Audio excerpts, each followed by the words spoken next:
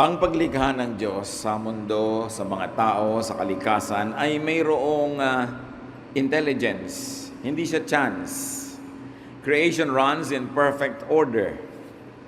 Creation runs by design, by reason, by logic. Merong cause and effect.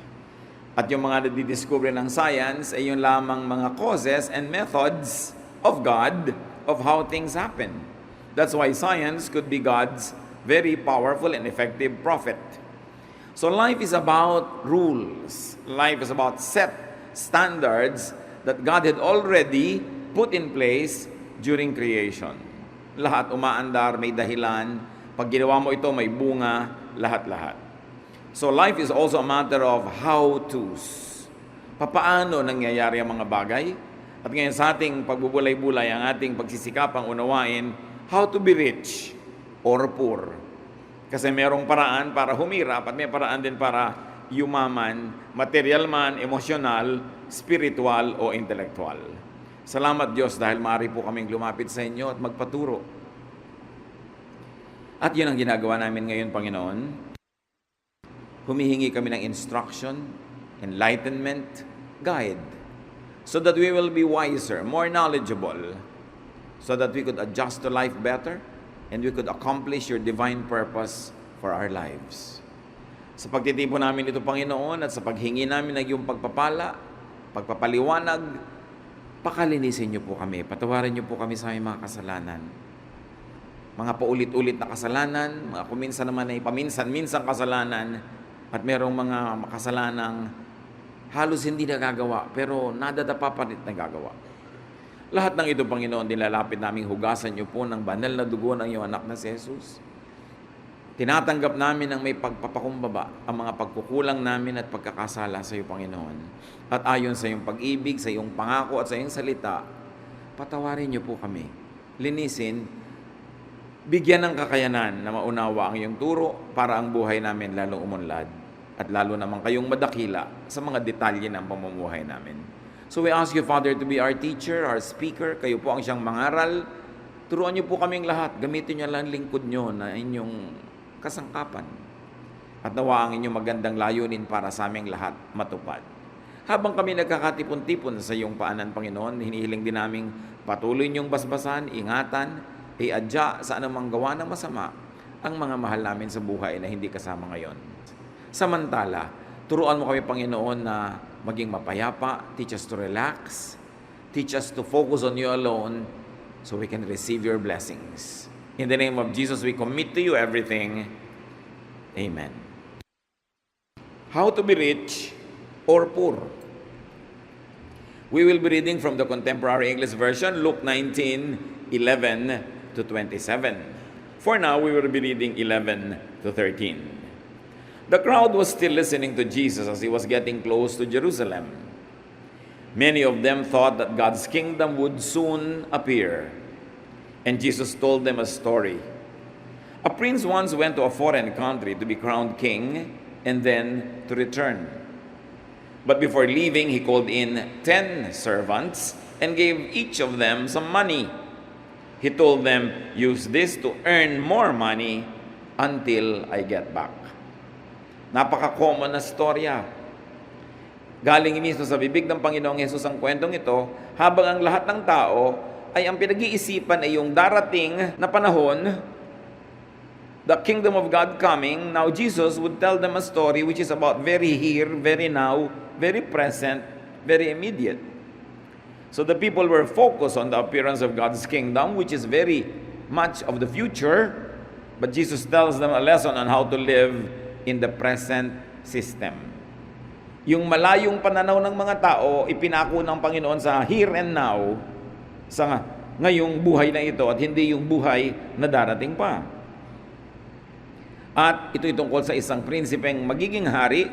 Apparently, this is a vassal king or a prince which is a part of a bigger empire that reported to a higher authority somewhere else, but he was going to that authority to be crowned king. So, he lives as a prince and comes back as a king. Now, he called in 10 servants, a very perfect number as an example, suggesting 10 types of people. And there was money given to each one of them. Iba-ibang amount. At ang bilin, this money should make more money. So pinagbibigyan niya ng mga kani-kanyang mga puhunan at sabi, paramihin nyo ito, kailangan ang ibinibigay ko sa inyo, pagbalik ko, marami na. So money is supposed to make more money.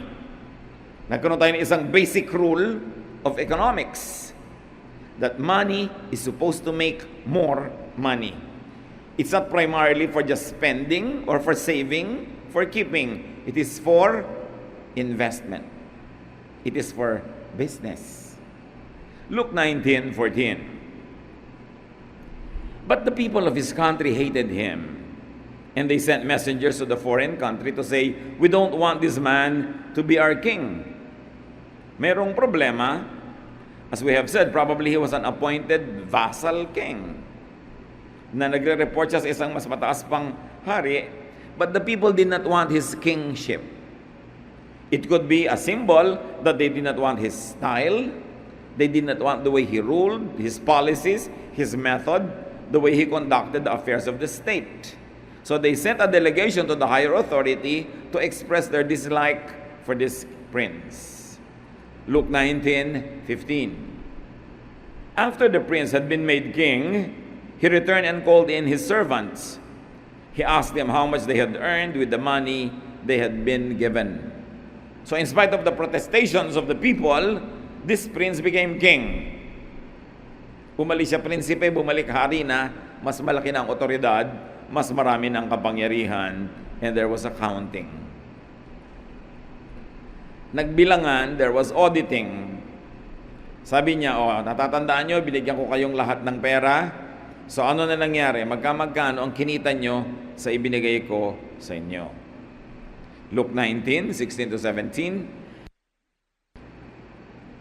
The first servant came and said, Sir, with the money you gave me, I have earned 10 times as much. That's fine, my good servant, the king said. Since you have shown that you can be trusted with a small amount, you will be given 10 cities to rule. So yung servant number 1 na binigyan ng 10, whatever the unit, no? He earned 10 times as much. Naparami niya times 10. Binigyan siya tuloy ng 10 cities to rule. He was made a princeling or a duke or something. So, there was a great journey from being servant to ruler. Umasenso siya. Nung umalis yung prince, servant siya. Nung bumalik, naging ruler siya of 10 cities. Alam niyo, sabi ng Proverbs 12:24 tungkol dyan, work hard and you will be a leader. Be lazy and you will end up a slave. So another rule, to be a real leader, you must work hard. Hindi nadadaan sa mana-mana lang yan, o intri-intriga, o paglalangis sa mga makapangyarihan. You have to work hard. Another rule of creation that is always there and will never be broken. Servant, 1 out of 10. Could he represent 10% of people? Does it say 10% of people will be rich and will become rulers? Which is almost like the percentage of people on the planet now.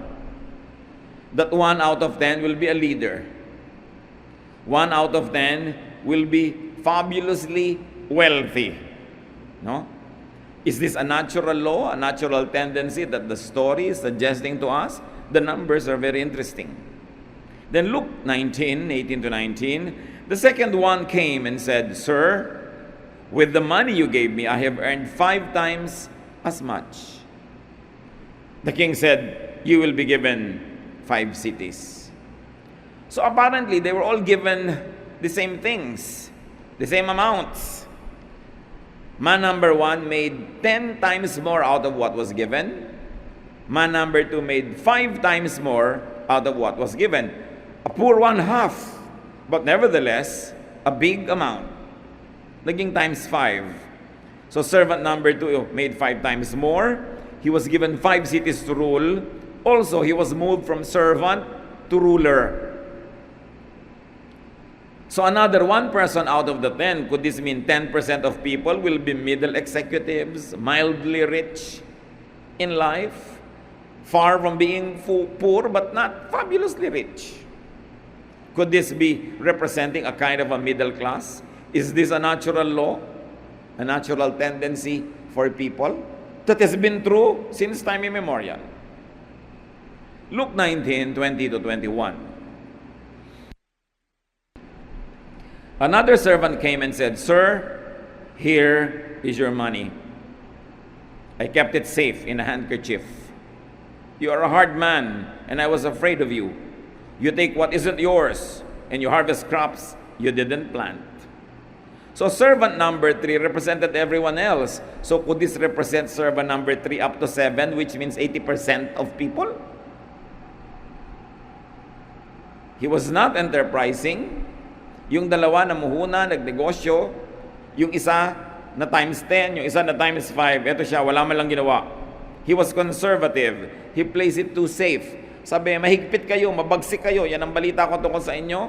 Baka magkamali pa ako, maparusahan nyo pa ako. So tinago ko na lang, eto, kunin nyo na ulit, buong buo, walang bawas, walang kulang. And apparently, he does not know the prince. Dahil napakasama ng impression niya sa prince na ito.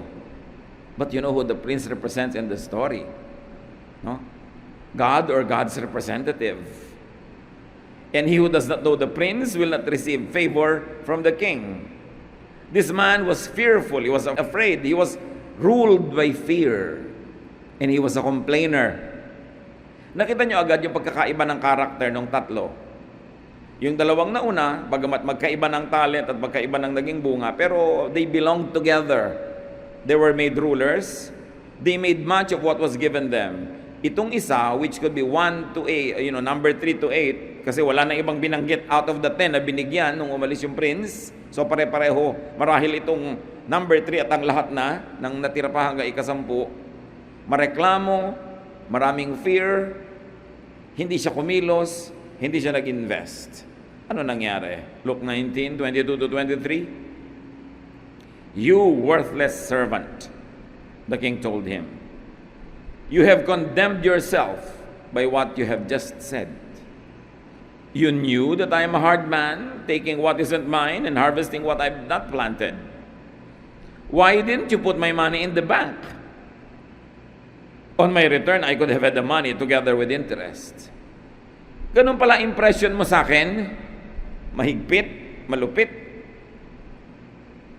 Bakit yung perang iniwan ko sa iyo, sana mo lang nilagay mo na lang sa bangko para nagka-interest kahit konti? Hindi ibinalot mo lang dyan sa iyong panyo at tinago mo kung saan. Walang nangyari. At ang tawag kay servant number 3, worthless. There was no production, no growth, no profit. And he condemned himself by his own words. Sabi niya, mahigpit kayo eh. Hard man pala ako, ha? Sabi ng prince ng ngayon ay king na, "Pues, let your words be your judgment. I'll be hard on you." Kita nyo, hindi naman naging hard si Lord sa 10 lang, naging times 10. Pwede pa siguro maging times 1,000 yun eh. Pero dahil naparami niya, hindi naman siya reklamador, pinuri siya. Yung times 5 lang ang naging bunga, hindi naman pinagalitan. Sabi, "Ba't ito, times 10, ikaw 5 lang?" Hindi. Hindi rin kasi reklamador. Sinikap niya magagawa niya, napremyuhan din siya. Itong mareklamo, sabi, mahirap kayong kausap, mahigpit kayo. Ganun pala, pues magiging mahigpit nga ako sa iyo kasi yan palang iniisip mo. Matthew 12:37. "For by your words you will be acquitted, and by your words you will be condemned." Dibdibin natin mga kapatid ang ibig sabihin nito. Ang Panginoon din ang may sabi. Sabi niya, kung anong sinasabi mo, ganun nga mangyayari. Kung sa sinasabi mo, maiipit ka nga. Kung sa sinasabi mo, luluwag ka nga. Kaya pinag-iingatan natin ang sinasabi natin. Anong madalas sabihin ng maraming tao? Di ba sabi dito nung king, sinabi mo di matutupad. Ngayon, sino yung nagsasabi laging, mahirap kumita?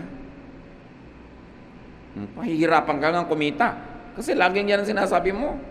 Mahirap kumita. Ang hirap ng buhay.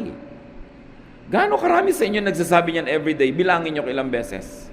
Ang hirap ng buhay. Mahirap ang buhay ngayon. Ang mahal na mga bilihin.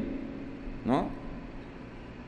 Tapos pagka may mga negative na nangyayari, sabi mo, only in the Philippines. Kaya pa ulit-ulit na nangyayari. Napansin nyo, nung nagpalit tayo ng motto na, it's more fun in the Philippines, parang talagang nagkakaroon ng more fun. Bayad na lahat ang utang natin sa World Bank, nagpautang pa tayo ng $1 billion. Ngayon ang Pilipinas, mayroong $90 billion reserve at padami pa ng padami. We have become the investment darling of many investment houses around the world, and we were named as the fastest growing economy in Asia. Alam niyo ba yun? Sinabi lang natin, it's more fun in the Philippines. E pag sinabi mong madaling kumita ng pera, subukan nyo. Kasi sa kasasabi nyo bang mahirap kumita, lumuwag na buhay nyo? Sa karareklamo ba natin ang mahal ng bilihin, bumaba na nga o lumaki sweldo? We are condemned by the words we say. Lalo yung pesteng buhay to. Can you imagine, minura mo yung buhay mo? Diba? Ano mangyayari sa buhay mo? Yung asawa kong batugan, mga anak ko walang kwenta. Pag sabi ka ng sabi nun, sinabi na, by your words, you will be condemned. Eh kung ang basa ng langit dyan ay prayer, God answers prayer. Kaya iniingatan natin ang mga sinasabi natin. So say good things about the country. Say good things about your husband or your wife. Say good things about your children. Say good things about life. Because I'm sure that if you really look, you will not run out of good things to see. So tingnan natin kung ano yung mabuti, batiin kung ano yung maganda, purihin at kaibig-ibig, laging banggitin yung gusto nating mangyari sa buhay, hindi yung ayaw natin. Somehow there must be a change in the way energy flows into our lives. Balik tayo sa kwento. Luke 19:24-25. Then he said to some other servants standing there, take the money away from him and give it to the servant who earned 10 times as much. But they said, Sir, he already has 10 times as much. So yung binigyan ng puhunan A, naging times 10, yung puhunan B, naging times 5, itong puhunan C, 1 pa rin. Sabi niya sa mga katulong, kunin niyo itong 1 ito, ibigay niyo doon sa may 10. Sir, ang yaman-yamanan niya. At di ba yan ang reklamo ng maraming reklamo sa buhay? Ang yaman-yaman na ng may-ari ng company namin, bibili na naman ng kotse, siya na naman ang mayaman. Diba? Isipin niyo mga kapatid, kung itong mga reklamong ito lumalabas sa bibig nyo, so you will know which character to identify with. Kaya atin nyo na naman ibibigay yan, ganyan. Itong tindahan niya, nagka-branch na naman, dami na siya ng dami. Reklamo tayo ng reklamo sa mga umaasenso, no? Sa mga dumadami ang kabuhayan. Nabili na niya lahat ang bukid sa bayan namin. Kanya na lahat. Diba? Mga reklamong ganyan. Ang yaman-yaman na niya. It's a common complaint. Pero remember, ang nag-utos na ibigay yon doon sa mayaman na, yung character representing God. So huwag kayong magreklamo. Kung may pinapayaman, huwag niyong labanan, huwag niyong reklamuhan, kasi obviously may ginagawa siyang tama. Hindi man siya perfect, may ginagawa siyang tama at pinagpapala siya. Ba't kayo lalaban sa isang taong pinagpapala? Ba't kayo sasalungat sa taong may momentum, umaasenso, paangat, tapos paisibid-isibid kayo, pareklamo kayo, lalo kayong lalayo sa grasya. Luke 19:26-27, the king replied, those who have something will be given more, but everything will be taken away from those who don't have anything. Now bring me the enemies who didn't want me to be their king, kill them while I watch. Alam mo na si Lord Jesus ang nagbigay ng kwento kasi masyadong controversial. Kung itong kwento lang to sana, sumasang-ayon sa karaniwang takbo ng mga paniniwala ng mga tao at mga values at pagpapahalaga, baka magduda ka pa na imbento yung kwento. But when it is so controversial, it could only be true. Sabi ni Lord, nagrereklamo kayo. na yung mayaman, yung marami binigyan pa. Ganyan talaga. Yung marami, yung nagpaparami, siya pa ang lalong bibigyan. Ngayon yung mga makatsyang, mareklamo dyan, walang-wala na nga kayo, aagawin pa yung konting nasa inyo. I'm not happy with you because you are not producing. A very, very revolutionary thought about God's economy. Those who make much will be given more. At di ba totoo, yung mayaman, payaman ang payaman? Totoo naman who will deny it? Ang mayaman ay lalong yumayaman. Dahil ang gusto ng Diyos, yung mayaman lalong payayamanin. Nakita na natin sa kwento. Hindi ko mamayaman, masama. Siyempre, yung mga hindi mayaman, gusto niyang palabasin na masama yung mayaman para magmukhang, kaya naman ako mahirap kasi mabuti ako Hindi naman ko mahirap, mabuti. Ang kabutihan, ang kasamaan, walang kinalaman sa economic status mo. It's a very personal thing. Kung hindi man tamang lahat ang ginagawa, ay may tama pa rin ginagawa. Kaya kinakalugdan ng Diyos. Because no sparrow, no little bird will fall on the ground without God's permission. Therefore, nobody can make wealth without God's permission. And nobody will be so poor without God's permission also. Because God is in control. God is sovereign. Siguro naglalaro sa isip nyo, ibig masabihin niya, kaya ako laging gipit dahil sa Diyos? Hindi dahil sa Diyos. Hindi gumising ka isang araw at sabi ng Diyos, paghihirapin kita. Ikaw papayamanin kita. No. Kita nyo sa kwento, lahat ng 10 tao representing 100% of the population, lahat binigyan. Kaya lang hindi lahat pare-pareho ang performance, nagkaiba-iba, kaya iba-iba ang gantimpala. Those who don't make or produce, those who don't multiply money, will be stripped of the little they have. And it's the law of nature. It is the law of heaven. It was told by the Lord Jesus Himself, so you better make peace with that reality. Ang mahirap ay lalong humihirap, ang mahirap ay lalong paghihirapin, dahil hindi ko mahirap, ay mabuti. Kung hindi man maling lahat ang ginagawa, ay mayroong maling ginagawa. Sasabihin natin, sisisihin pa ba natin yung mahirap dahil sa paghihirap niya? Ano yung kwento? Anong gagawin natin sa kwento? Itapon natin para maiba? Para mapasarap natin ang ating pakiramdam? Na siguro naman, wala akong kasalanan, kaya ako mahirap. Ayan na nga yung kwento. Ang atin ngayong malaking challenge, mga kapatid, alamin kung sino tayo sa 10 examples. Simplified into 3. Yung 1 na nagpa-10, yung 1 na nagpa-5, at yung 1 na 1 pa rin, walang ginawa, nabawian tuloy. Apparently, those people also represent those who don't like the king, meaning the king's way. But those who don't like the king's way will be condemned. So ayaw nyo ng pamamaraan ng king? Kung hindi tayo sumasang-ayon sa kwentong ito, parang tayo ay nasa kwentong ayaw din natin sumang-ayon sa king na yon. Sabi niya, kill them all before me, I will watch. Very, very revolutionary. It must jolt you, it must awaken you to realize where you stand, where I stand. Yung meron ng konti pero hindi pa pinayayaman, hindi pa pinalalago, hindi niya inaalagaan yung binigay sa kanya, mababawian. Sayang. Nakita niyo ba na may maangyayamang mga kumpanya nung araw, mga restaurant, chain of restaurants, o mga pabrika ng ganito, mga ganon. Tapos ngayon, wala na, kakaantok na yung restaurant nila, wala nang tao halos. Naghihingalo yung negosyo nila, samantalang nakakita na yun ng better days. Sino nagpabaya doon? Either yung mga magulang, hindi natin rin yung mga anak na paanda rin yung negosyo, o yung mga anak na lumaki na spoiled, nung sila na nagmana ng negosyo, na wala na. Meron naman na maliliit na negosyo nung mga magulang nila ang nagraran, tapos sa pa-asenso ng second o third generation. Marami mga ganyang kumpanya, marami mga restaurants ng araw, sikat na sikat, ngayon wala na. Naranasan na, i-maintain na lang. What happened? Lahat may chance.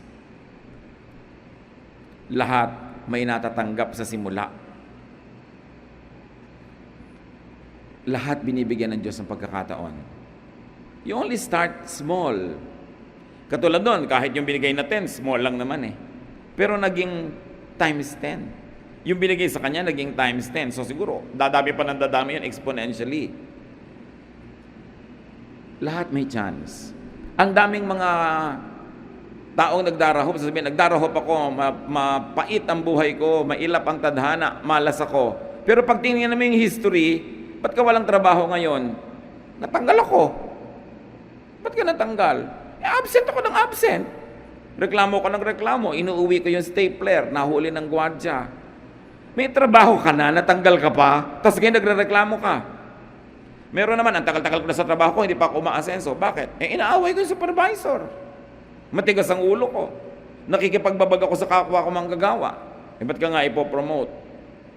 Yun naman mga sobrang yayaman ngayon, nagsimula din sa konting-konti Pero every step of the way, mga tama ang ginagawa nila, kaya dumami ng dumami. Yun namang nanatiling wala, meron din, pero hindi niya naingatan yung binigay sa kanya.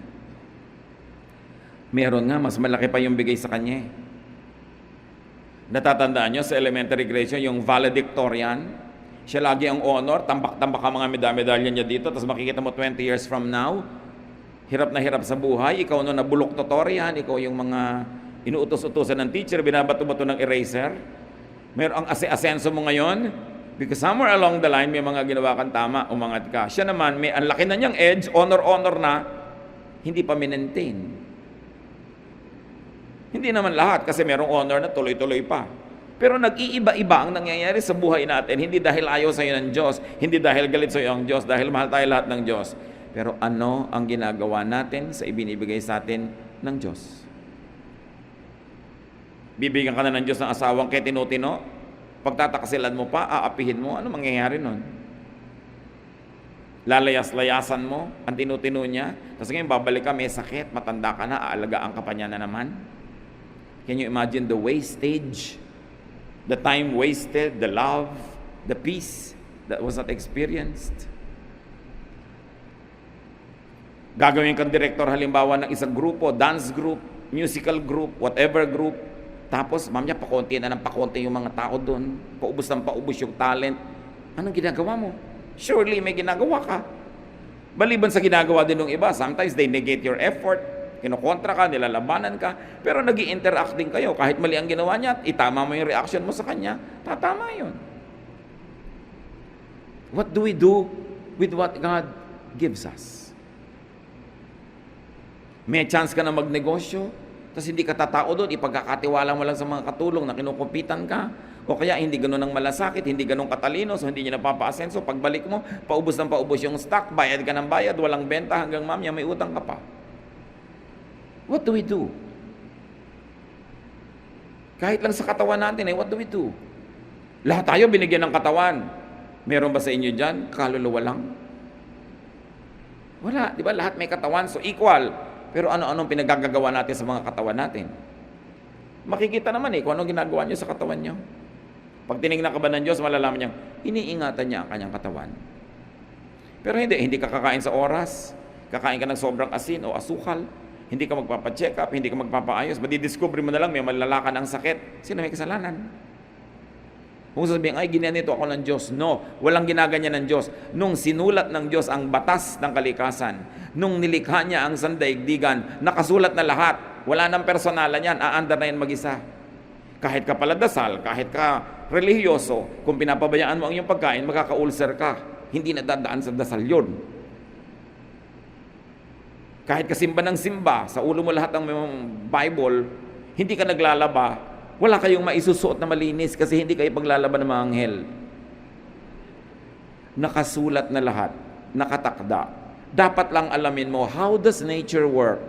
Kristiyano ako, naglalakad ako sa gilid ng mataas na bubong, nadulas ako, mababasag ang bungok at mamamatay ako, kahit ako Kristiyano.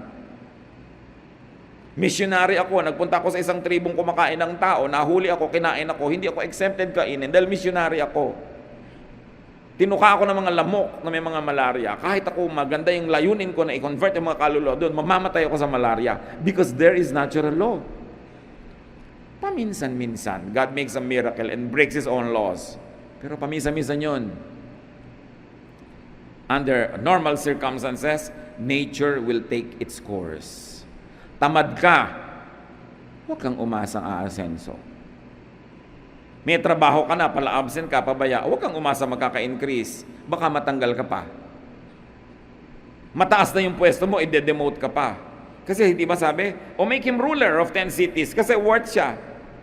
Palagay nyo, pag nagro-rule ka doon at nagpabaya ka, magro-rule ka forever. No, babagsak ka doon because the laws had already been written. Kailangan tama ang ginagawa mo. It's like riding a bicycle. When you stop moving forward, you fall. Lahat ng ginagawa mo dapat forward ng forward. Asenso ka ng asenso. Kasi kung hindi, paatras ka. What do you do with what God entrusted to you? Binigyan ka ng Lord na talent na mag-sketch. And I know so many people who are very talented at sketching. They have a natural, indigenous talent. Nobody had to tell them. Grade 1, preschool, grade 2, nagdo-drawing ng maganda. Pero ngayon, hindi na makapag-drawing because 30 years had passed. Wala siyang ginawa para i-develop yon. Sa palagay nyo, naturally, magde-develop yung talent? No! Maraming magagaling na singer, kinalawang na yung boses, namalat na, kakakain ng malalamig, pagpapabaya, pagpupuyat, paninigarilyo. Do you think you will have a good voice forever? There are many nationally renowned singers that cannot even sing now. Pinabayaan ang katawan. So dapat hindi lang pag binabalikan ka ng Diyos, na-maintain mo lang, dapat na pa-asenso. Di ba yung 1, na-maintain lang niya, ito yung binigay niyo sa akin, ito pa rin, walang bawas. At sabi sa kanya, hindi ako concerned na walang bawas, ang gusto ko may tubo. So, binigyan ka ng Bible study group, may 2 nagsimula, 3, nung binilikan ka ng Diyos, 10 years later, naging 1 pa. At asawa mo pa yun, ha? So, walang growth. Sa palagay mo, bibigyan ka ng mas malaking grupo, yun lang, hindi mo ma-manage. The principles in this story are so painfully true. Hindi mahirap makita. Imbes mainggit ka sa taong umaasenso, sabi mo, ano kayang ginagawa niyang tama? Anong ginagawa kong hindi tama? Ba't hindi ako umaasenso? 1, baka reklamo ka ng reklamo. Ayaw ng Diyos sa reklamador. Your own words will condemn you. 2, baka inggitera ka.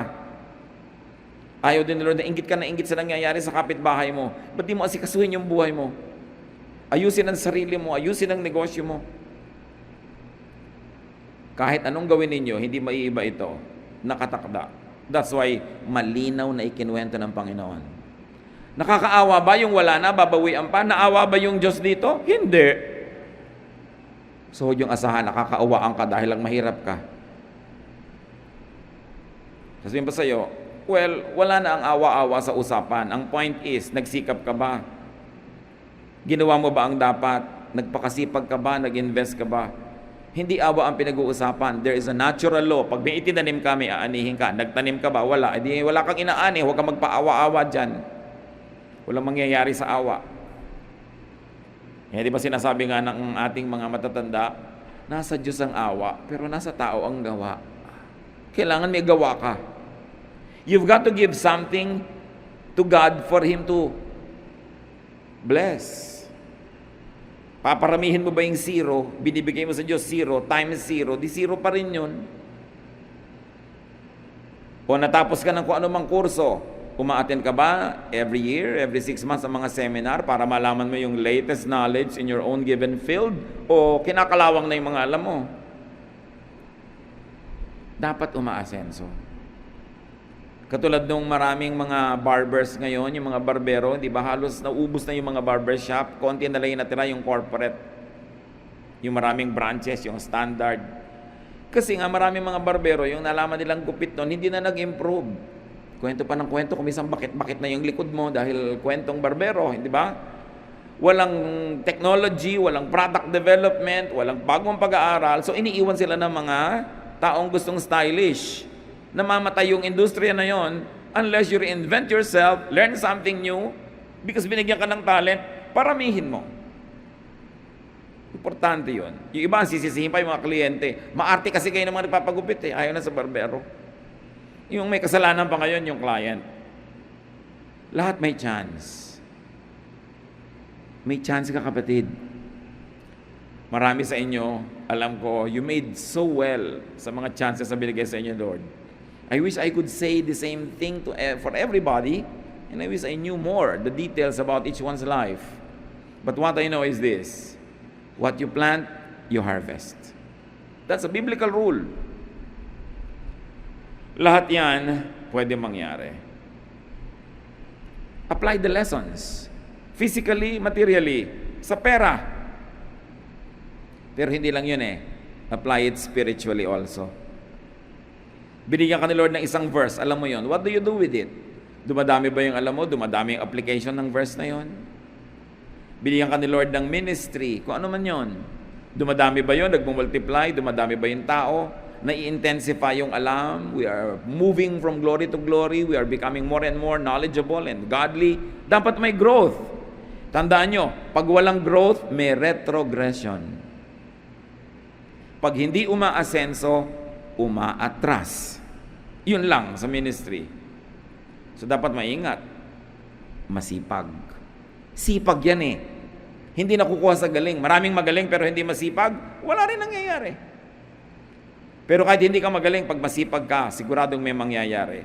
Kung magaling ka na, masipag ka pa. Yun ang times 10. Yung hindi masyadong magaling pero masipag, times 5. Pero yung kahit magaling ka pero wala kang sipag, wala, ibabalik mo, wala ring nangyari. Apply the basic lesson. Multiply what is given to you. Even emotionally. O binigyan ka ni Lord ng anak. Let's say isang anak. Naparami mo ba yung anak na yun in terms of, wow, times 10 yung love niya sa'yo. Kaysa times 5 lang o 0 pala. Meron naman, nagkaanak na nga, pinalaki mo na, pinakain mo pa rin naman, pinag-aral, pero inis sa'yo, galit sa'yo, namumuhi sa'yo. Negative pa. Nagkaanak ka pa, hindi mo na pag-grow yung ministry na yon. Nagkaasawa ka, binigyan ka ni Lord ng partner, napaka-rare at napaka-beautiful gift from God, tapos nilayasan ka pa, hindi mo na alagaan. Liban na lang na siya mismo ang nagkusang magtaksil at lumihis ng landas. Pero pag ibinigay sa'yo, alagaan mo, paramihin mo. Kung ang pag-ibig sa'yo nung pinakasalan mo from 1 to 10 ay 8 lang, dapat after a while, naging 8.5, then naging 9. Dumadami. Kesa 2 na lang po. Kawawa naman kayo, 2 lang, nagsasama pa kayo. Samantalang pwede mong paramihin. So what do you do with what God gives you? I'd like you to concentrate now, brothers and sisters, and say, what are the nicest things that God gave you? Would you bow before the Lord and count at least 5 great things God gave you? Be it talent, be it treasure, be it people. What is it? And ask yourself, what have I been doing with it? Anong ginagawa ko sa pag-ibig sa akin ng asawa ko? Pinaparami ko ba? Times 10, times 5, o 0? O ngayon, galit pa sa akin? O binigyan ako ng ministry, napalago ko ba, napatalino ko ba yung mga nandun, napagaling ko ba yung skill nila, naparami ko ba yung members niyan, naparami ko ba yung ministry at paglilingkod nila, o paubos ng paubos. Surely, pag nangyayari yon, merong something wrong. Kailangan pa bang ipamukha ng kapwa? Kailangan pa bang ipamukha ng pulpit kung ano yung wrong? Alam naman natin kung anong wrong At lalong-lalo sa ministry, kung hindi yung nag-grow, may something wrong. Dapat mag-soul search. Tatanggalin natin yung pagkabulag natin tungkol sa ating sarili at yung paniniwala natin sa mga illusions natin about ourselves. Because kung tama lahat, dapat mabunga. So something's wrong pag hindi mabunga. Kahit sa pag-aaral, binibigyan ka ng Panginoon ng pangmatrikula, nakakapag-aaral ka, anong ginagawa mo? Dumadami ba yung alam mo? O pumapasa ka lang na pasang-awa? Kasi wala ring alam. So pag wala kang alam, gumraduate ka man, pag nagpumasok ka sa trabaho, do you think you will be a ruler of 10 cities? No. Ang trabaho mo, tagabilang ka ng ilang poste sa kalsada, lakad ka ng lakad, bilangin mo mga poste dito. Kasi yun lang alam mong gawin. Ang tao hindi lang dapat gumraduate sa school, dapat natututo. Kaya yung natututo na hindi gumraduate, mas maganda pa yung kinabukasan kaysa gumraduate na wala naman natutunan kung gumraduate ka na, natuto ka pa. Can you imagine? Tayo ang nagwawaldas ng buhay natin. Tayo rin ang nagyayaman nito, nagpaparami, nagpapaunlad. Kanya-kanyang report sa Diyos, pero lahat binigyan. At lahat patuloy na binibigyan ng second chances. Ang Diyos naman, hindi ka basta i-judge kung bigla ka nagkulang. tanggapin mo lang pagkukulang mo, pagkakamali mo, bibigyan ka na naman yan another chance because God is good at giving second, third, fourth chances. Pero kahit bigay ng bigay sa'yo ang Diyos, lumalakad ang panahon. Seventh chance na pala, pero grade 1 ka pa rin. Next year, 8th chance na, grade 1 ka pa rin. Sa palagay mo, sinong lugi? Diyos o ikaw? Ama namin, ituro niyo po sa amin kung bakit kami maunlad o hindi maunlad. Bakit kami maasenso o hindi maasenso? Bakit ang may asenso ng iba sa amin 10, yung iba 5, yung iba 0? Ipakita nyo sa amin, Lord, kung sa mga ginagawa namin, marami naman sa amin masipag, pero ba't hindi umaasenso? Anong dapat na gawing tama? O mas tama pa? At sa mga umaasenso, mabunga, kung hindi kami conscious, Lord, kung ano yung dahilan, ipakita mo sa amin para lalo namin pagbutihin at lalo kaming tumanaw sa inyo ng utang na loob. Turuan nyo kami na manatiling mapagpakumbaba kung pinagpapala nyo aming buhay. At tulungan nyo kaming huwag magreklamo kung nagkukulang ng pagpapala at huwag naming sisihin ang langit, ang kapwa, ang mga Hapon, ang mga Kastila, ang mga Inchik, ang mga kung sino-sino. Tingnan namin, Lord, kung ano yung personal na pananagutan namin kung ba't hindi kami umaasenso. Kung lagi na lang namin nakakagalit ang mga kasama at kaibigan, ipakita nyo kung anong mali naming ginagawa. Mismanagement of our human relationships. Kung lagi na lang na kami ang naiiwan ng mga promotion, lagi na lang kami ang hindi gusto ng kapwa, ipakita nyo what we're doing wrong. How we squander the good chances you give us. And for every blessing, O Lord, teach us to be thankful and to be charitable to others. Mga kapatid, magbulay-bulay tayo. Think of the 5 great things that you have received from God. And review right now what you do with those 5 things. Is it the talent to sing? Is it the talent to lead? Is it the talent to produce things, to be creative? What have you been doing in the last 6 months to improve yourself? What have you been doing in the last year, last 2 years? At kung wala tayong ginagawa, huwag tayo magtaka kung konti ang bunga. Panginoon, sa amin pong pananahimik, bigyan nyo kami ng karunungan na i-apply ang mga lessons ng kwentong galing sa iyong anak na si Jesus. Hindi lang sa pera, hindi lang sa hanap buhay, hindi lang sa material things, kundi pati sa aming emotional life, love life, social life, professional life, at higit doon, Lord, yung aming spiritual life. Na sa lahat ng bagay, binibigyan nyo kami ng chance, at yung ginagawa namin sa chance na yun, ang bumubuo o sumisira sa amin. Teach us. Huwag tayong magmadali, magbulay-bulay tayo, pag-isip-isipan ng mga bagay na ito, and leave this hall challenged, enlightened, enriched, so that we become richer, better persons. Lord, lead us, teach us, as we still ourselves before you, as we remain silent to hear your voice.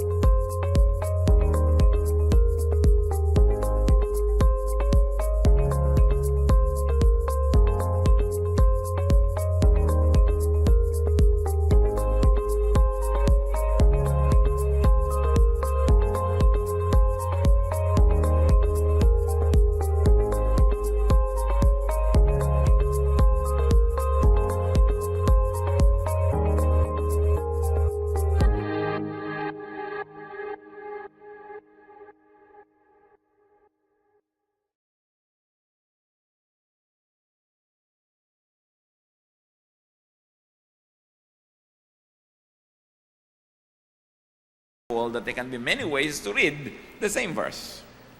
So ano po ang lesson na natututo natin dyan? Do not work for material wealth. Do not work and do not hoard material wealth. Huwag lang daw pagsikapan, pagtrabahuhan at ipunin ang mga kayamanan na panglupa lamang. And why not? Because material wealth depreciates. Sabi niya, moth consumes. Tinutubuan ng mga ulalo, ng tanga, ng kalawang, inaamag, nasisira ang mga bagay. Material wealth breaks down, it ages and decays. And what's more, material wealth attracts thieves. Material wealth gets stolen. Yung kawawa naman kayo. Kung kayo ay sobrang nagsisikap, sobrang nag-iipon ng mga bagay na masisira lamang. Katulad mo ng isang kotse, kung mahal na mahal mo yan, halos lagi mo pang nalilinis at naaasikaso kaysa sa iyong asawa. May mga ganon. At lagi na lamang na konting may masagi lang ng dahon o madapuan ng lamok, nagwo-worry na ang may-ari, mabuti pang wala ka niyan, nawala ka ng amo. Kaya sa among-amo mo yan, in fact, meron tayong kilala na hindi ginagamit ang sasakyan nila pag umuulan dahil mababasa. Totoo yun. No? Nagsasakyan pa raw. No? Ay ayaw namang mabasa. So, mas mababutihin pa nilang sila ang lumusong sa baha kaysa yung sasakyan nila ang mabasa ang gulong. So, nagiging amo ang mga material things.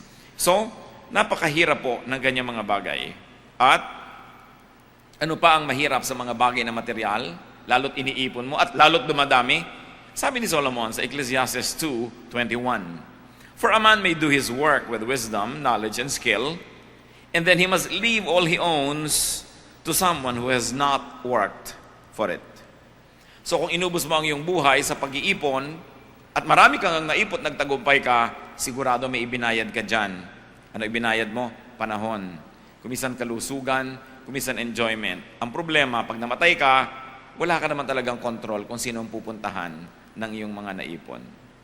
Kumisan nga, nadadali pa ang iyong kamatayan dahil yung mga nagmamana, inihulog-hulog ka na sa bangin at nilalason-lason ka na at ang madali-dali ang pagmana nila. Kaya nakakasama daw ng loob.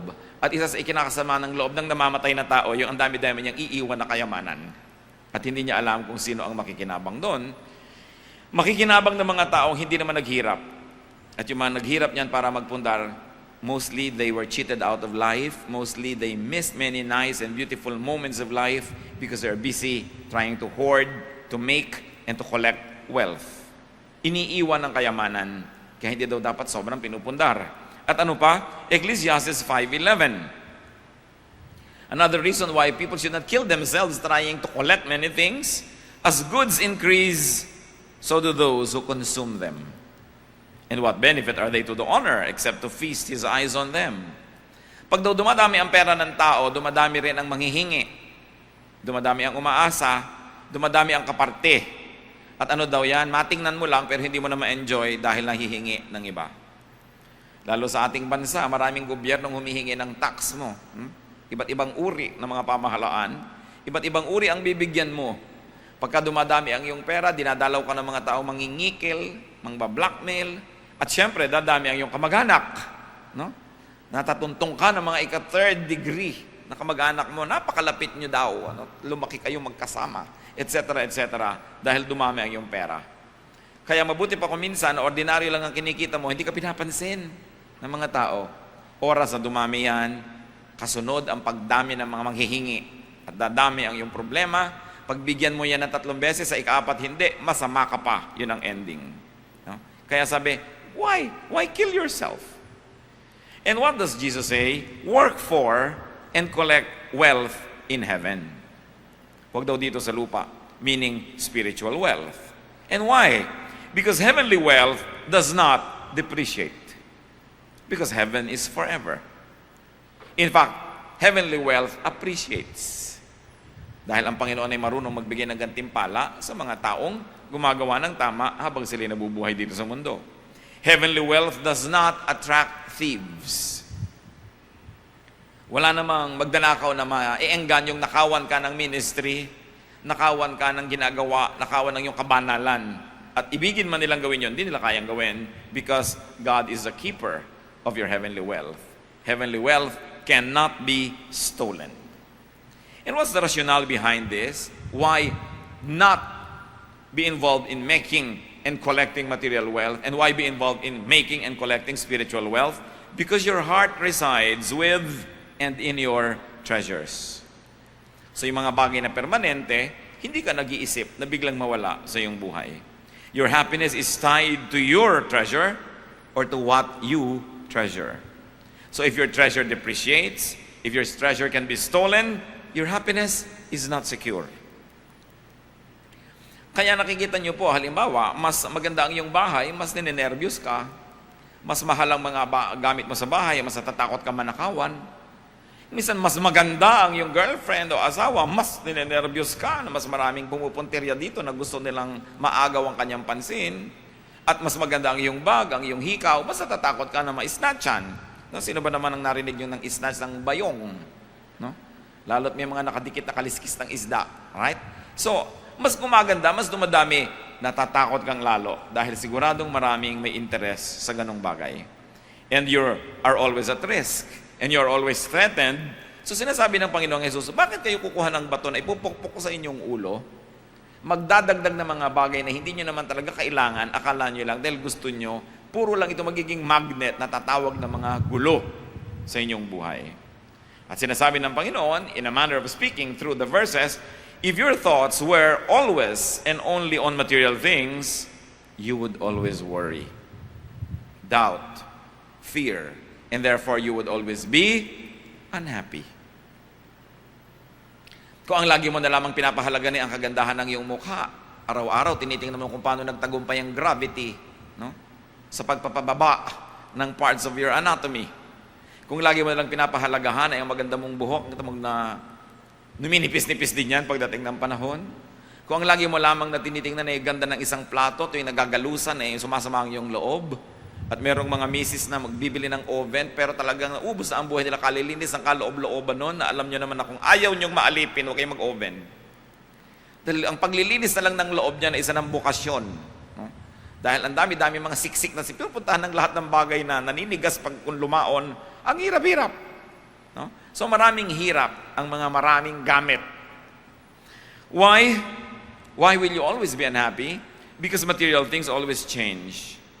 At every given moment, they are decaying and they are drifting away. Therefore, to love these things is to be tortured. Nato-torture ka. Pag ang ganda-ganda ng bag, kahit ang bigat-bigat, hindi mailapag sa sahig, hindi mailapag kahit saan, dahil dudumi ang bag. No? Nagbag pa daw, tapos buhat-buhat. At ang ganda-ganda ng silya, hindi maupan-upan. At meron pa po ako nakintang bahay, white lahat ang carpet, hindi malakaran. So naglalagay sila mga tulay-tulay na mga basahan, doon sila tumutungtong, parang nagpipiko, no? Habang naglalakad sila sa loob ng kanilang bahay. Bakit pinahihirapan nga naman ang sarili? Meanwhile, if you were focused on spiritual things, you attach to eternity. You attach to permanence, to stability. Therefore, you would be peaceful. You would be joyful. You will be serene and placid, like a pond without blemish on its face. Nagiging tahimik ang tao kung ang pinapahalagahan niya ay yung alam niyang wala namang mag-i-interes at hindi naman kayang kunin kahit pag-interesan. Where your thoughts dwell, so your heart lives. So secure your heart, brothers and sisters. Love things that last. Kung ano yung mga mahalaga. Get busy. Work for and collect heavenly treasures. So ano po yung reading one natin? Anong ibig sabihin ng heavenly treasures na yan? This is the usual interpretation of the church. Good works. Good works. In a manner of speaking, Jesus was saying, make good works your treasure. Because by doing good, you collect treasure in heaven, though you may not always collect treasure here on earth. But, don't get it wrong. By doing good, you also collect lots of treasures on earth. Gratitude, kindness, love, affection of people, no? Which cannot be stolen. So hindi lang yun sa kabilang daigdig, meron din dito na kabuluhan at meron ding benepisyo dito sa side of eternity na ito, yung good works. Kaya sabi sa Matthew 10:42, ang sabi ng Panginoong Jesus, if anyone gives even a cup of cold water to one of these little ones, because he is my disciple, I tell you the truth, he will certainly not lose his reward. Sabi, maski malang isang maliit na baso ng tubig na malamig, ang iabot ninyo, tipainom sa isang tao, alang-alang sa siya'y aking lingkod, dahil siya'y aking lingkod, hindi yan mabubura sa register ng langit. Sabi ko, hindi malilimot yan. Hindi siya malulugi. Hindi siya paring mawalan ng gantimpala. At alam natin yung parable of the talents, yung ang ibinigay sa kanya ng Diyos ay pinarami niya, dahil sa kanyang sipag at dahil sa kanyang pagsisikap ay dumami lalo ang mabuting ibinigay sa kanya. Matthew 25:21, his master replied, "Well done, good and faithful servant. You have been faithful with a few things. I will put you in charge of many things." So ano bang ibinibigay sa atin ng Panginoon ng mga pwede nating paramihin? Talent natin. No? Ang ating mga kakayanan na ibinigay niya na pag in-apply natin sa godly work, ay dumadami ang bunga. Marami ang nabebiyayaan, marami ang natutulungan, marami ang nakakakilala sa Diyos. Sabi niya, meron kang gantimpala. I'll give you more things to manage. In fact, sabi pa niya, come and share your master's happiness. 1 Corinthians 9:25, everyone who competes in the games goes into strict training. They do it to get a crown that will not last, but we do it to get a crown that will last forever. Dito ay nire-refer ni Paul ang mga athletes. You know, Paul was ministering in the Greek world. And athletics is a major component of Greek life and Greek civilization. Kaya sa kanila nag-umpisa yung Olympics. No? Sa kanila nag-umpisa ang mga ganitong uri ng mga paligsahan. Sabi niya, ang mga tao ay halos ibigay ang buong buhay para palakihin ang muscle, para makabato ng bakal o ng bato na malayo, para makalangoy ng mabilis, para makalundag ng mataas. And for what? Sabi ganon, para makakuha lang ng mga dahon ng laurel na ipinuputong sa kanilang ulo sa award ceremony na bukas ay lanta na at hindi mo pwedeng ilagay sa paksiw na pata. Sabi ganon. Pero kung dahil dito sa mga premyong ito na naluluma, nagpapakahirap sila para magsanay, tayo pa. Nagsasanay tayo para sa mga bagay na hindi mawawala, a crown that will last forever. So he's talking about the crowns, the rewards, the recognition that heaven gives to every work here on earth that is meant to amplify, to glorify, and multiply the good work of God. Alam nyo yan, yung mga nanalo na sa inyo ng mga medalya ng declamation contest, siguradong kumupas na ngayon yan. Yung mga gold medal kunwari, gold lang yun sa touring, pero maya-maya ay hindi na talaga gold yun. Pumuputi, pumuputla, at wala na pala. At kahit pa nga totoong gold yun, mananakaw naman. Yan ang problema sa mga bagay na may kinalaman dito sa lupa. So, nagiging mahirap sa mga tao ang maglingkod sa Diyos. Dahil kung minsan, ang napapahalagahan nila yung kayamanan dito sa lupa. And according to some observation, young adults especially find it difficult to serve God these times because they're busy trying to make money. Kinakapos ngayon ang lahat ng uri ng mga relihiyon at mga simbahan, ng mga trainees. Kahit ang Catholic Church, kinakapos ng mga trainees na magsiseminaryo ng mga kabataan.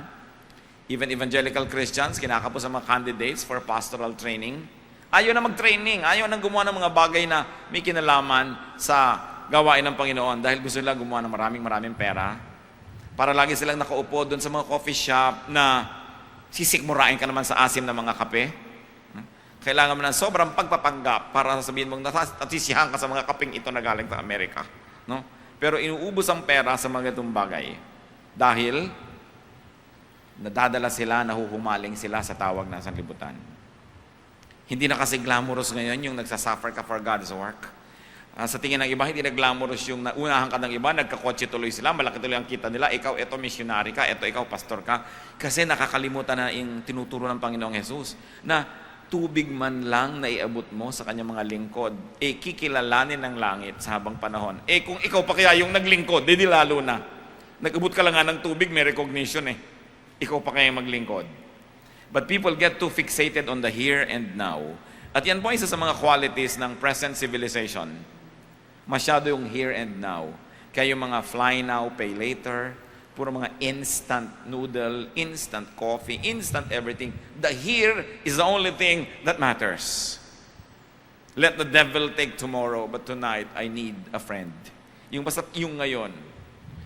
napakahalaga nung ngayon lamang. Pero ang itinuturo po sa atin ng Panginoon, treasures in heaven. Meaning, marunong ka dapat maghintay. At sabi nga nila, even heaven can wait. Hindi ka dapat laging nag-iintay ng immediate gratification because that is very, very short-lived. At tungkol sa pagiging masyadong mahilig sa pera, sabi ng Panginoong Hesus sa Matthew 6:24, no one can serve two masters. Either he will hate the one and love the other, or he will be devoted to the one and despise the other. You cannot serve both God and money.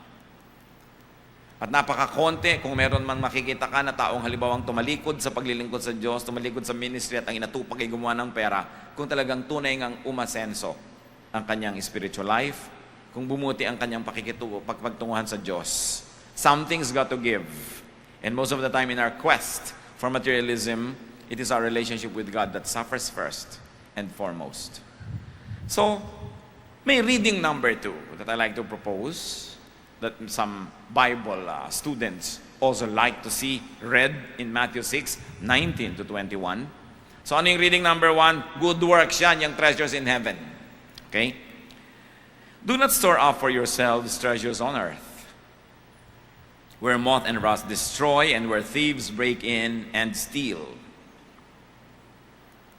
But store up for yourselves treasures in heaven, where moth and rust do not destroy, and where thieves do not break in and steal.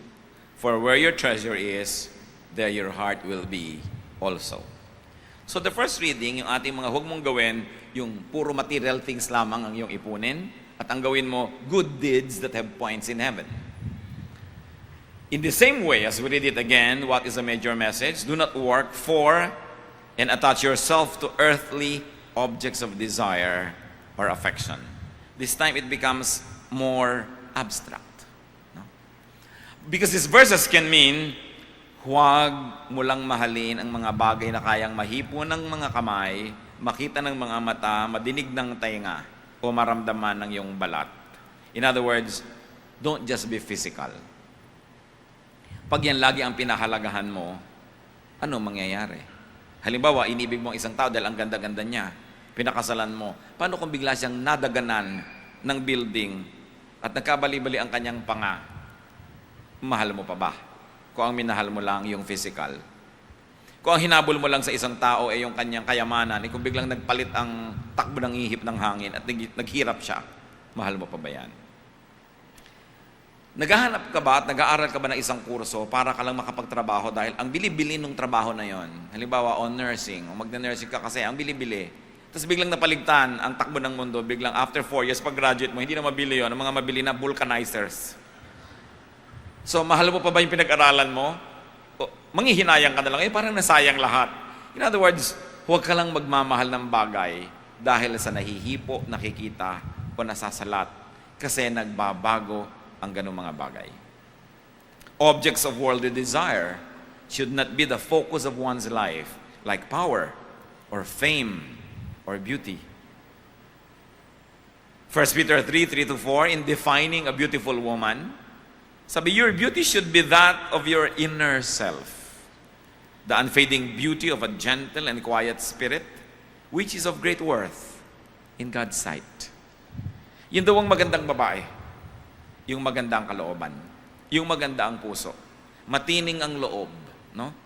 Matapat, makadiyos, malinis ang pag-iisip, yun daw ang napakagandang babae. Pero ewan ko kung malalagay kayo sa cover ng anumang magazine kung ito ang inyong kagandahan. Siyempre, ang ilalagay na cover yung pwedeng magbenta ng makeup, yung pwedeng magbenta ng shampoo. Kung ang buhok mo parang patibong sa mga insekto, yung pag may pumasok na insekto, hindi na siya makakalabas ng buhay, hindi ka papakinabangan ng mga shampoo companies, hindi ka gagawing model. No? Kailangan pati suklay dumudulas. No? So, yun ang nagiging standard tuloy natin kung ano maganda.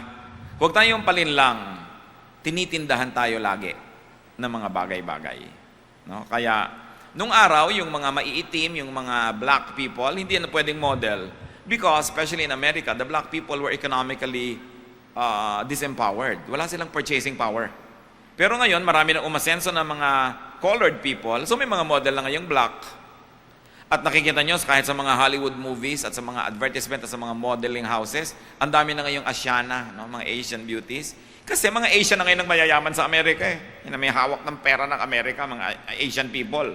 So ngayon, walang pelikula from Hollywood na hindi may Asian. Lagi na ngayon. Kasi meron niyang economic power para panoorin ng mga Asian yung pelikula, dapat may Asian character. So, nagkakapera na rin yung mga Hispanics. Dati puro yaya, ang liliit ang mga kita. So, baliwala, Indian market. Ngayon, may mga star na rin ang mga Hispanic beauties kasi lumalaki na yung pera na kinikita ng mga Hispanic Americans. Everything is about selling something. So, huwag kayo nagpapadala doon sa kung anong maganda. Sabi lang nila yan kasi may itinitinda sila. No? Lahat ng tao maganda kasi Diyos ang lumikha sa tao. Sabihin nyo nga sa katabi nyo, ang ganda mo naman. Kailangan huwag kayong masinok, ha? Kailangan makita nyo, maganda naman talaga ang tao. Pero pag sinasabi mo na, ano ba ang standard ng beauty? Lagi nyo itinatanong, sino ang may sabi na yon ang maganda? Everything is about conditioning. So sabi dito sa 1 Peter, babae, huwag mong daanin sa pagdedekorasyon ang gawin mong kagandahan ay kalooban. Ngayon, maganda yung kalooban mo, maganda pa yung labas, according to the standards of your society, edi double benefit. Pero kung mamimili ka lang ng isa sa dalawa, hindi dapat nalilito ang tao kung anong kagandahan. At yan ay maaaring kahulugan na binabasa natin na let your treasure be that which is spiritual. Because it is difficult to steal that. It is difficult for a moth to destroy that kind of beauty.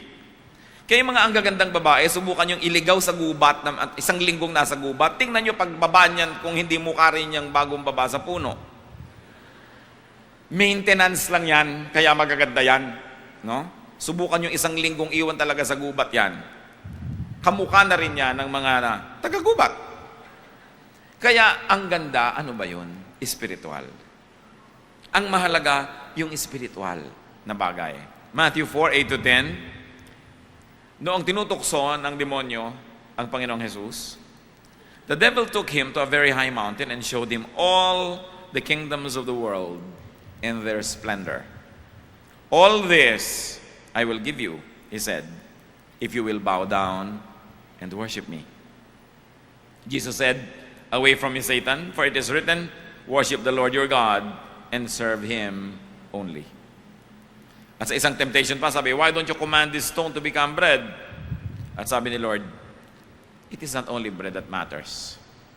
What really matters is the word coming from the mouth of God. So, a spiritual blessing against a material blessing. A spiritual food against a material food. Sabi ni Jesus, kung material food lang, huwag mo na akong guluhin. Ang mahalaga sa akin, spiritual food. At ano naman ang magiging kabayaran kung sakaling sinunod nga niya si Satanas? Malaki ang magiging kabayaran. Kaya minabuti ng Panginoon ang pahalagahan yung spiritual kesa yung physical. In our life, we put a lot of premium on beauty, power, fame. But this can fade and this can be stolen. Meron po ako isang kilalang pamilya, meron silang napakalaking negosyo. Meron silang pinapasok na isang maliit na kasosyo na gusto lang nilang makasosyo at mga kaibigan nilang matalik. Pero dahil sa kasakiman, no? At sa pagiging very wily nitong kanilang kaibigan, naagaw ang buong negosyo. At hindi pa kontento na naagaw niya itong unit ng negosyong ito, gusto pa niya ngayon makamkam pati yung mga hindi siya dating partner. At mukhang nagwawagi siya. No? Kahit dinadaan nila sa mga legal things. Yan ang sinasabi ng Panginoon, you can never be so sure. No? You can never be so sure. So don't put all of your wealth in that. At ang naging strength ng pamilyang ito, because they have known the Lord, nakilala nila ang Panginoon, nung nag-uumpisa pa lang yung problema na yan, yan ang naging joy nila, the joy of the Lord. But if the Lord was not in their life, baka nagbigti na yan, tumalo na sa building, no? Nagpukpok na ng bato sa ulo nila dahil talaga namang napakalaking problema ang naging bunga ng kasakiman ng kanilang kaibigan. So ang sinasabi lang nung, let your treasure be heavenly treasures, prioritize God. Love God above all. Make God your treasure. Make godliness your treasure. Make spirituality your treasure. And who can steal that? And how can that fade. Mark 12:30, love the Lord your God with all your heart, and with all your soul, and with all your mind, and with all your strength. At pag ginawa natin yun na nakafocus tayo sa Diyos, anuman ang mawala sa'yo, siyempre iindahin mo rin dahil tao ka. Pero hindi mo mawala yung center of your being because it is in the hand of God. Ang tao, mawala na ang lahat, wag lang yung center. Parang gulong ng bisikleta, mawala na yung mga ibang rayos-rayos, wag lang yung gitna, yung center. Di ba kahit sa isang gobyerno, bumagsak na ang mga lalawigan ng mga probinsya, wag lang yung Kapitolyo. Sinasabi nila, bakit naman ganyan? Sobrang imperial ang Manila. Pagka nag-rally sa Manila, napapalitan ng gobyerno ng buong Pilipinas. Natural, kasi Maynila ang Kapitolyo. No? Kasi pag nangyari dun sa center mo, pupunta yan sa lahat ng bahagi. Kaya yung heart, which is your center, pagka tumigil yan na tumibok, mamamatay ka. Pero kahit naputol yung kamay mo, yung pabo, di ba? Natapyas ng konti yung bungo mo dito, buhay ka pa rin. Subukan mong tumigil yung puso mo sa pagtibok. Yun ang center mo. So mga kapatid, ang tanong, ang center ba natin ay mga bagay na naglalaho at nananakaw? Doon ba tayo talaga nakatutok? Yung ba talaga ang kahulugan ng buhay natin? Ang kahulugan ba ng buhay mo ay yung position mo? Kaya tuloy may mga taong nade-demote, nagpapakamatay. Ang kahulugan ba ng yung buhay ang yung boyfriend, anong iniwan ka, ay nagbaril ka na sa sarili? Ang kahulugan ba ng yung buhay ay yung bahay mo, na nung nasunog yung bahay nang walang-wala sa lugar, ay biglang nasiraan ka ng bait? Ano mang kahulugan ng buhay mo? Kaya sabi, pag Diyos ang ginawa mong kahulugan ng buhay mo, matanggal na at mawala na ang lahat, nakatayo ka pa rin. Napakahalaga. Kaya sabi, ang matatalinong tao, kahit pa nga hindi ka banal, matalino ka lang, gagawin mo ang Diyos, center of your life. Ang energy mo, inuubos mo sa mga gawain ng Panginoon dahil alam mo, ma-recognize ba't hindi yan dito sa lupa, tanda yan ng Diyos. Doon ka nag-i-invest sa hindi masisira ang iyong investment at hindi maaagaw ng iba. Katulad ng sinasabi ko sa iyong pamilya, maraming investment na agaw ng iba eh. But how can anybody steal your investment in eternity? Ang iyong mga paglilingkod sa Diyos. Kung ang sasabihin nga natin na good works ang pinag-uusapan, kung dito sa second reading natin, na ibig sabihin lang pala mas pahalagahan mo ang bagay na spiritual kesa physical. Mas pahalagahan mo ang Diyos kesa sa sino man. Mas pahalagahan mo yung kabanalan mo, mas pahalagahan mo yung pakikipagmabutihan mo sa Diyos kesa sa anumang relasyon mo sa tao lamang. So, what do you want in life? What are you looking for? What are you living for? What do you want to store? What are you storing right now? Magandang itanong yan sa atin mga kapatid. Ano bang iniipon nyo ngayon? Mga estudyante, nag-iipon ng units. Pag natapos na nila yung requirement, graduate na sila. Hindi yun masama. Pero kung yun lang ang ginagawa nyo sa buhay ninyo, di ba? Paano kung biglang sawi ang iyong buhay, hindi ka na gumraduate? Ibig sabihin, wala kang narating dahil yun lang pala ang gusto mo, gumraduate. Kaya yung iba magtataka ka, pambihira naman, gagraduate the next month, namatay pa. Anong ibig niya sabihin? Kung nakagraduate na, pwede nang mamatay? Di ba nakakarinig kayo ng mga ganyan? Yung mga estudyante, graduating class, nalunod pa sa picnic. Graduating pa naman. Ang ibig niyo ba sabihin? Kung nakagraduate na, pwede na siyang malunod. O kaya, naku, ikakasal na bukas. Natuklaw pa ng ahas. Ang arte kasi garden wedding pa ang gusto. So, ibig mo sabihin, kung napakasal na, pwede na siya matuklaw ng ahas.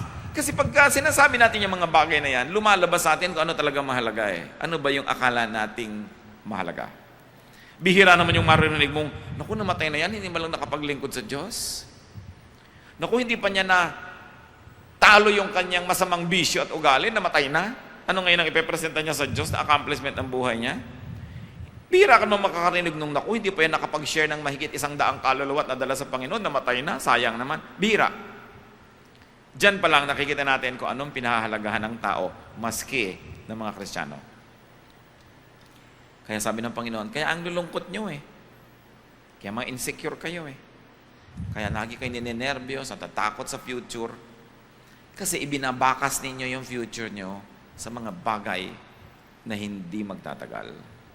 Now, it is not wrong to work to value, and to keep things. Hindi masama. It is not wrong to work for, value, and keep ideas and even people. Remember this, just don't value them more than God.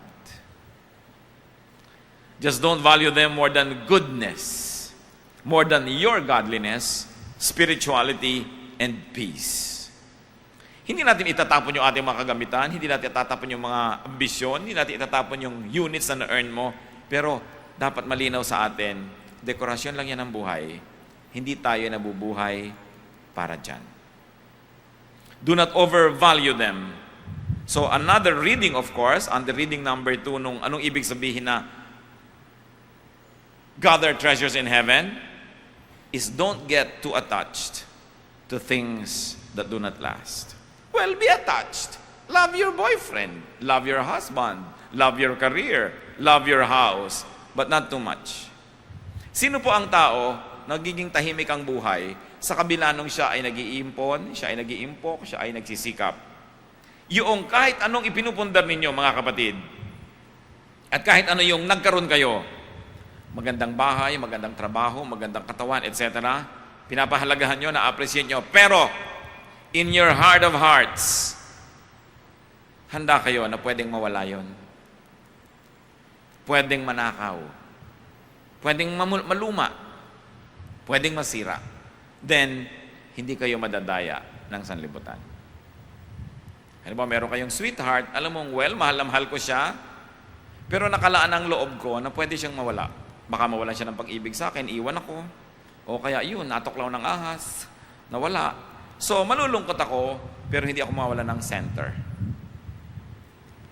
Gusto ko itong kusina ko, nililinis ko, mahal na mahal ko ang kusina ko. Pero kung sakali itong kinain ng lupa, paggising ko sa isang umaga, nawala na siya, at nasa Australia na siya, doon sa kabilang gilid ng mundo, no? Hindi ako mababaliw. Magpapasalamat ako sa Diyos. Diyos ko, salamat po at nakagamit ako ng magandang kusina ng 3 months. Ngayon, balik uli ako sa wala, hindi ako magagalit sa Diyos, hindi ako magtatampo, magpapasalamat ako na kahit sandali ay nakahiram. At kung ganun po ang ating attitude, mga kapatid, nakahiram ka ng asawa, namatay, nakahiram ka naman, yung iba nga buong buhay, hindi nakaranas niyan eh. No? Yung yumaman ka, tapos wala uli, ay salamat, yumaman ka, yung iba hindi na yumaman kahit kailan. Nagkaroon ka ng mataas na posisyon, tapos nasipa ka dahil sa pamangkin ng may-ari ng kumpanya. Natural, di ka naman pamangkin eh. Salamat, naranasan mo. So, hindi natin sinasabing, huwag kayong magpahalaga sa mga bagay na yan, huwag niyong paghirapan. Okay, gawin. Pero huwag gawin Diyos. Huwag gawing necessity in your life. Always treat them as